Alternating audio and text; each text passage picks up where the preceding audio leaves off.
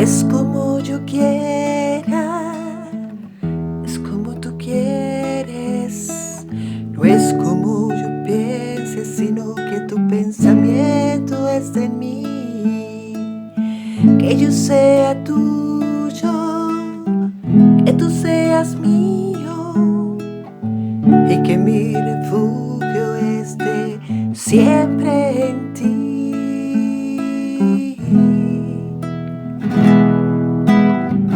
Una inyección de esperanza necesito para mí, un maná celestial oiré yo de ti aquí. En la hora de la verdad, emuná, necesito yo y la humanidad aquí.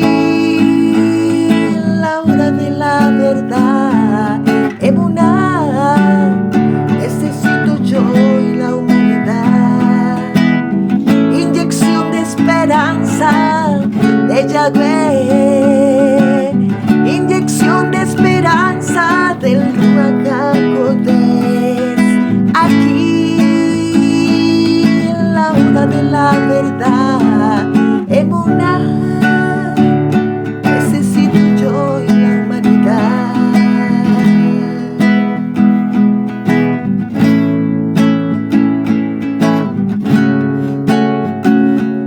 En la hora de la verdad, aquí.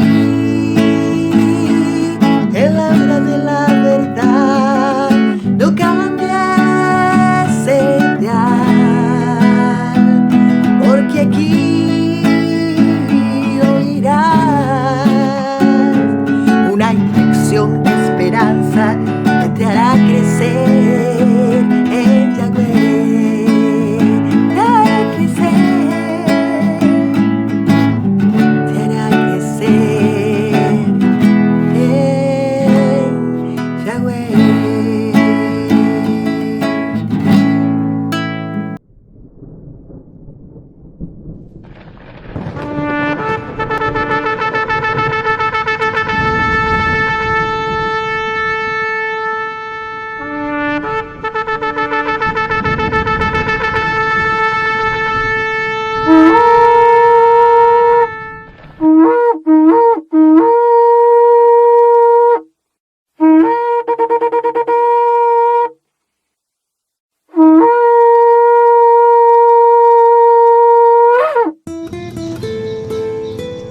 Mis grandes amigos, escucha el programa Inyección de Esperanza. ¿Qué tal? ¿Cómo están? Les saluda su amigo el pastor Emilio Vázquez desde el departamento de Itapúa, República del Paraguay. ¿Cómo están mis queridos oyentes? Aquí estamos una vez más listos para compartir con ustedes una edición más del programa con mi compañero de tarea, el pastor Francisco Araque, que está en control de controles aquí en la sala técnica, tecleando las computadoras, preparando todo para que usted pueda tener un buen programa el día de hoy. Más 595-985-162-975, y aquí va un abrazo rompeespalda para cada uno de ustedes. América del Sur de punta a punta, y así también parte de Norteamérica. América del Norte. ¿Cómo está, Pastor Francisco? ¿Cómo vamos? ¿Todo bien? Bueno, ahí estamos también ahí en México, llegamos hasta España, Estados Unidos, y bueno, avanzamos. Excelente, excelente, excelente. Vienen llegando los mensajitos, los audios, las preguntas, las consultas. Estamos orientando, ayudando a muchos hermanos. Se están poniendo en contacto. Excelente, excelente. Ardua la tarea que estamos teniendo en el Ministerio Internacional Inyección de Esperanza. Sigan orando por este servidor, por mi querido compañero de trabajo aquí en el Ministerio, Francisco Araque, también. Oración por nosotros, por nuestra vida, nuestra salud, nuestra familia, nuestra finanza, como decimos en Paraguay, herea, por todos los motivos que decía eso. Línea personal, sí, aquí en Paraguay. Esta es línea personal, aquí en Paraguay. Más 595-985-162-975. También está la línea Tigo que estamos pasando a los grupos o en privado a los hermanos aquí en Paraguay que quiere hacer su apoyo en ofrenda a través de esa línea para enviar sus giros. Y a los que ya tienen este número y quieren hacerlo a través de la línea personal, es este número directo, pueden hacer sus depósitos, sus giros. Quiero agradecer a los hermanos también que están apoyando este ministerio, a los hermanos que no son de Paraguay, ¿sí? A los hermanos que han escuchado este programa, gustan, quieren aportar, quieren apoyar y lo hacen. Muchísimas gracias, que el todo por eso lo bendiga. Bueno, vamos a tener hoy ya el capítulo 5, Pastor Francisco, capítulo 5 de Primera de Corintios. Este capítulo fue muy tratado, muy hablado en los grupos. Hemos descubierto muchas cosas. Ahí ha resaltado la capacidad de Pablo de, ¿cómo decir?, de administrar la Torah, de legislar la Torah. Qué tremenda forma porque él no se salió en ningún, como hemos visto la vez pasada, que él no, ni Apolo ni él se habían excedido, han ido más allá de la Escritura o han hecho algo fuera de la Escritura. Y aquí en este desorden moral que vamos a leer, vamos a verle a un Pablo y le van a conocer a Pablo, a ese Pablo que realmente es celoso de la Escritura y legisla Torah, mandamientos, ¿sí? Que se basa en esos mandamientos, que no ha dejado de lado el mandamiento y que ha venido a enseñar una doctrina por pura gracia. No, ahí van a ver la severidad de Pablo cuando vamos analizando esto. A él le llegó una queja, una carta. Si la Reina Valera dice un caso de inmoralidad juzgado. Ahora, si él hizo un juzgamiento, Pablo, entonces no, él no inventó ningún mandamiento para decir, bueno, esto vamos a hacer, porque ya la ley de Moisés caducó, el Mesías ya lo llevó todo en la cruz, entonces vamos a hacer un mandamiento para que este varón sufra un castigo. No, jamás. Lo que él hizo es, porque acá había preguntas, si este varón estaba cometiendo acto sexual, ¿por qué no murió? ¿Por qué no si es que Pablo estaba obedeciendo la ley de Moisés, ¿por qué no ordenó la muerte de este varón? ¿Y por qué no ordenó? ¿Verdad? Entonces, y habíamos explicado eso, y aquí vamos a explicar también a los oyentes que Pablo no hizo eso porque ya había dos motivos que habíamos encontrado. No sé si se acuerdan ya los hermanos que habíamos estudiado esto, que uno era que el Mesías lo que clavó en el madero fue esa condena a muerte, ¿sí? Lo que el Mesías clavó en la cruz, el acta de la condenación, ¿sí? No la ley, porque si él aboliese en la cruz la ley, entonces todo el mundo podía adulterar, y que cometía un acto de inmoralidad entonces no estaría en pecado, porque la ley fue abolida. Entonces la ley no fue abolida, lo que fue abolida, lo que fue ahí pagado y se le dio oportunidad fue que muchos hoy no van a poder morir por cometer pecado de muerte, sino que van a tener oportunidad. Pecado de muerte en el sentido de que había pecado que si uno cometía se le tenía que matar. Uno de los motivos era que Pablo aplicó la misericordia del Todopoderoso por medio del Mesías, que se le dio oportunidad para que se rectifique, haga el tikkun, ¿sí? Se arrepienta y se vuelva al Padre. Y el otro motivo por el cual Pablo no aplicó esto, ¿se acuerdan que dijimos que era? Que, claro, Roma no permitía pena de muerte a los judíos. Así que, y era para los judíos, o sea, Pablo se estaba refiriendo, ocurrió en la gentilidad. Tampoco esas leyes de la gentilidad iba a permitir a Pablo llevar la condena de muerte a alguien que estaba en una inmoralidad sexual. Pues todo eso hay que llevar en cuenta. O sea, hay leyes en las naciones que se respeta ahora porque en esas naciones rige esa ley. Entonces, en tiempo de Pablo, ya en tiempo del Mesías, ¿se acuerdan que en Juan cuando estudiamos, los propios fariseos no podían directamente eliminar al Mesías porque Roma no le permitía, porque no tenían autorización de ejecutar a nadie. Se le quitó el poder de matar, o sea, no podían aplicar esa ley. Entonces, eso. Así que Pablo no ordenó la muerte de este varón, porque ese era en la gentilidad. En esa nación iba a tener problemas si es que él hacía eso. Y otro, que a través de la muerte del Mesías, él anuló el acta de la condenación, ¿sí? El acta de la condenación a muerte que muchos teníamos, y se nos dio oportunidad para rectificarnos, para arrepentirnos. Porque imagínense que si todos teníamos que morir por un pecado que estábamos cometiendo, ahora ¿quién se arrepentiría? ¿Quién se doblegaría al Padre? Entonces ahí se aplica la misericordia del Todopoderoso en la muerte del Mesías. Colosenses 2:14. ¿Se acuerdan que explicamos eso? Bueno, vamos a ir retocando todo esto. Yo estoy haciendo más o menos así como una intro, porque ya esto habíamos tocado también en grupo, habíamos tocado con muchos hermanos, habíamos estudiado también en otro grupo, bueno. Y ahora los hermanos que están escuchando a través de este programa, para que se vayan introduciendo, ¿verdad? Si tienen alguna pregunta respecto a eso, para que vayan elaborando sus preguntas. Si algo no le está quedando en claro aquí, ¿sí? Lean bien el capítulo 5, vayan elaborando sus preguntas. Yo lo estoy recepcionando y vamos a tratar de ir respondiendo en el transcurso del programa. Excelente. Bueno, él es tajante.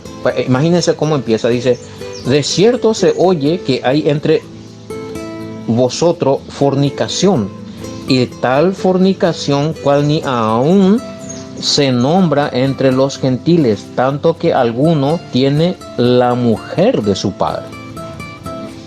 Y esto, cuando vemos aquí la palabra fornicación, no tenemos que quedarnos solamente en pensar, tienen sexo sin casarse. Ojo, que después dice que alguno tiene la mujer de su padre.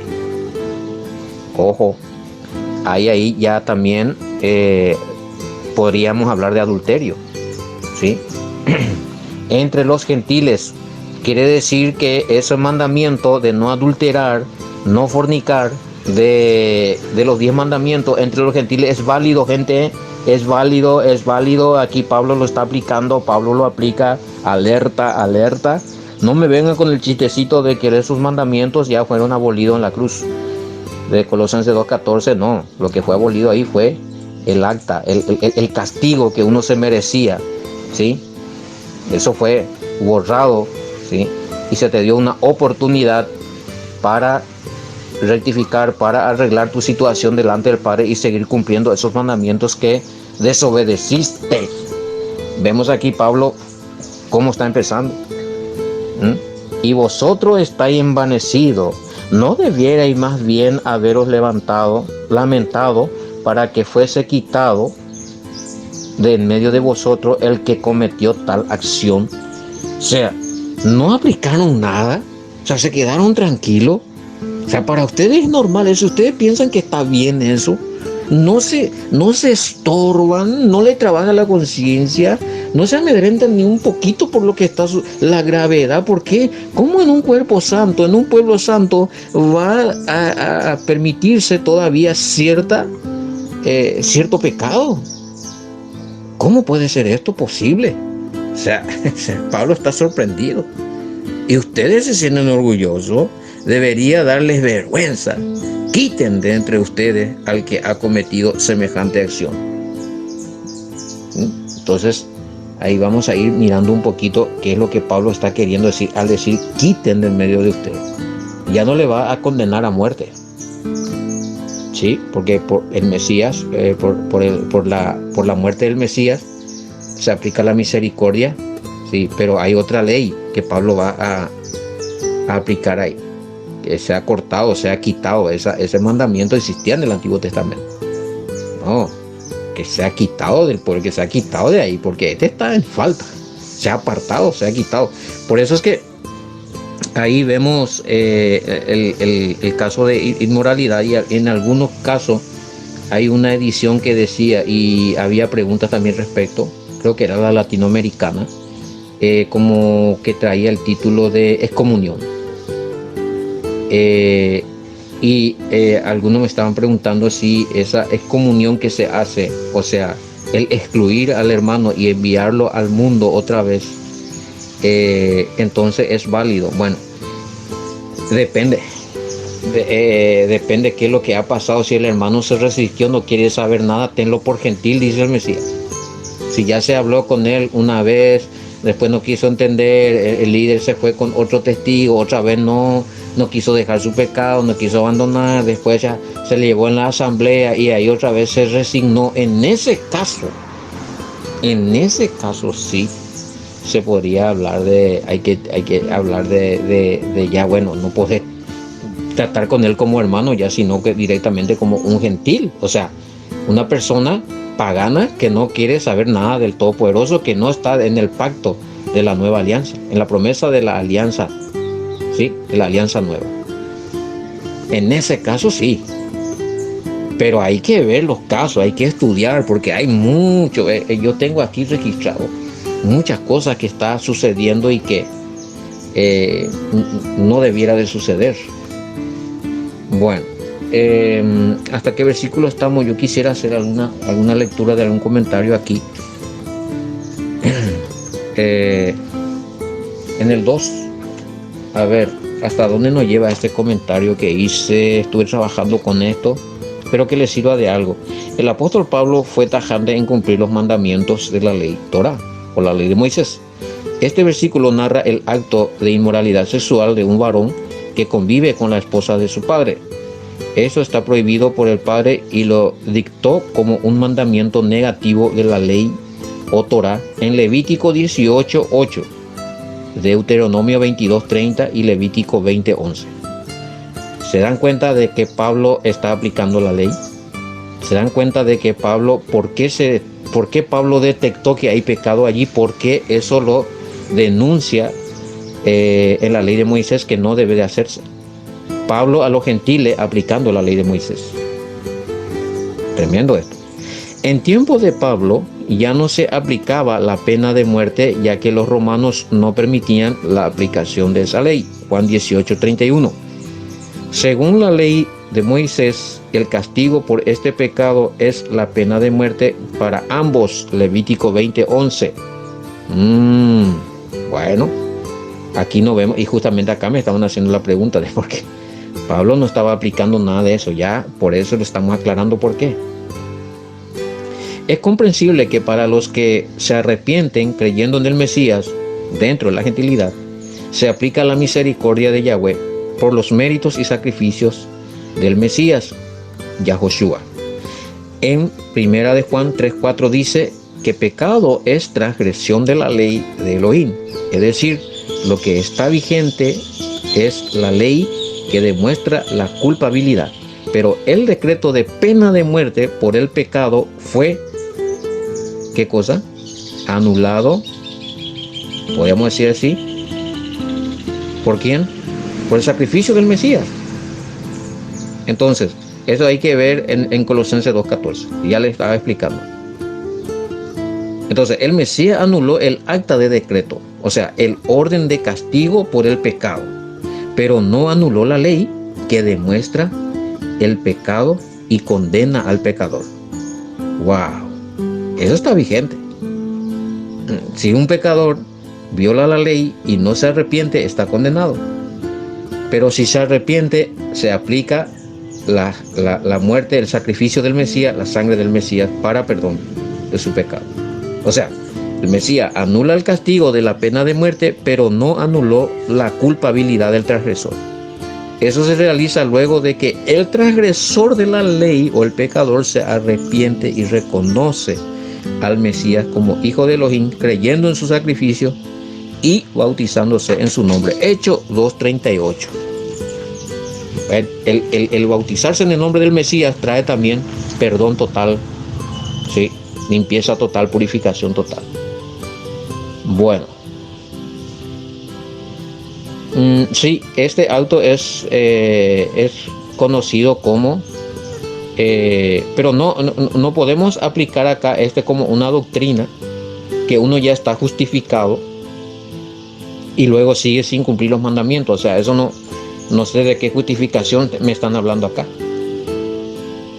Lo que hizo el Mesías en la cruz o en el madero, ahí en Colosenses 2:14, o en los evangelios donde narra que él muere en un madero, derrama su sangre, lo hace por culpa nuestra. Ahí entra la justificación. Pero una vez justificado, eso quiere decir que si vos decís que sos justificado, quiere decir que vos reconociste que transgrediste la ley y que estaba en falta y que ahora sos limpiado y perdonado por haber transgredido esa ley. Pero eso no te da la libertad de que sigas sin ley. Porque entonces, ¿dónde está la justificación? O sea, como que no va a tener sentido eso. Ojo con eso.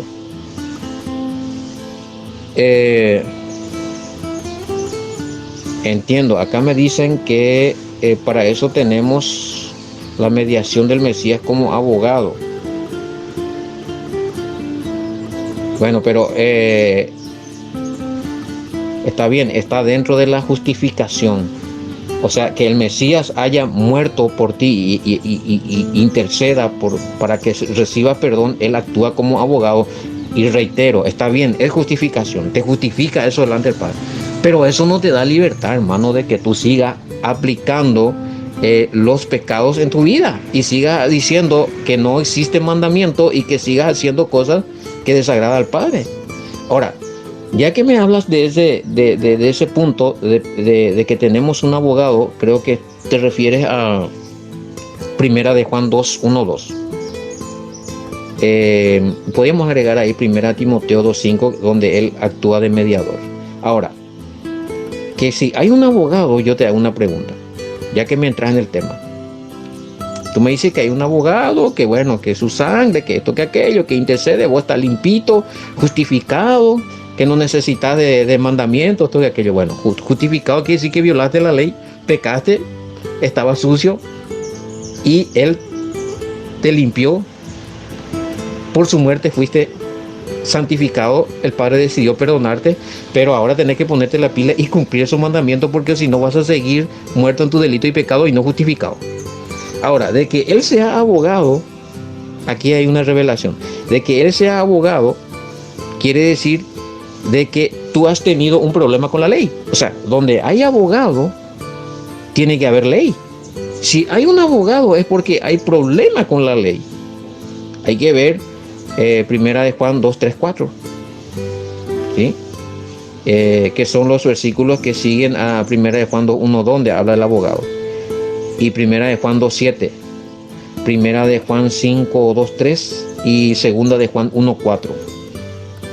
Todos estos versículos van a apoyar a este Primera de Juan, donde habla de 2:1-2, donde habla del Mesías abogado. Y te darás cuenta de que todos tratan de ley, mandamiento, ley, mandamiento. Que si vos tenés problemas con la ley del Todopoderoso, tenés abogado. Ahora, si vos aceptás que hay un abogado que es el Mesías, estás aceptando que podés tener problemas con la ley de Moisés que ha dado el Padre. Y este abogado te va a defender porque tenés problemas contra la ley. ¿Te das cuenta? Entonces, el que es justificado es aquel que reconoce que violó los mandamientos y se arrepiente de esto, claro, pidiendo perdón al Padre por el sacrificio del Mesías.